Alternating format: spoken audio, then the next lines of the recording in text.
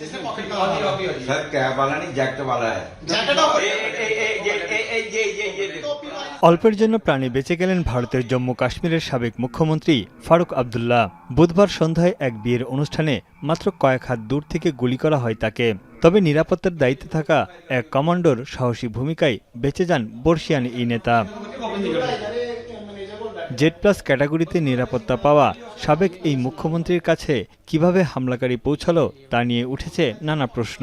আগামীর অগ্রগতির ভিত্তি আনোয়ার ইস্পাত, স্ট্রংগেস্ট স্টিল সিন্স 1978। বিয়েবাড়ি থেকে বেরোনোর সময় পেছন থেকে এসে ফারুক আবদুল্লাহকে লক্ষ্য করে আচমকা গুলি চালায় হামলাকারী কমল সিং জামওয়াল। উপস্থিত নিরাপত্তা কর্মীরা বন্দুকধারীকে আটকের পর কেড়ে নেয় আগ্নেয়াস্ত্রটি। পরে তাকে গণপিটুনি দিয়ে পুলিশের হাতে তুলে দেয় জনতা। আততায়ী কমল সিং প্রাথমিক জিজ্ঞাসাবাদে পুলিশকে জানান এই ঘটনায় তিনি অনুতপ্ত নন।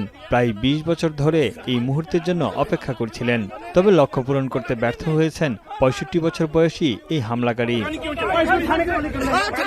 হামলায় ফারুক আবদুল্লাহ অক্ষত থাকলেও তার সঙ্গে থাকা বর্তমান উপমুখ্যমন্ত্রী সুরিন্দর চৌধুরী আহত হয়ে হাসপাতালে চিকিৎসাধীন।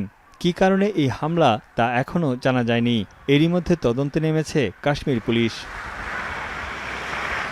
বাবা ফারুক আবদুল্লাহর এই ঘটনায় কড়া প্রতিক্রিয়া জানিয়েছেন জম্মু কাশ্মীরের মুখ্যমন্ত্রী ছেলে উমর আবদুল্লাহ। এটিকে হত্যাচেষ্টা বলে আখ্যা দেন তিনি। উমর আবদুল্লাহ বলেন, এখনও অনেক প্রশ্নের উত্তর বাকি। তানভীর চনি, এখন বিশ্ব।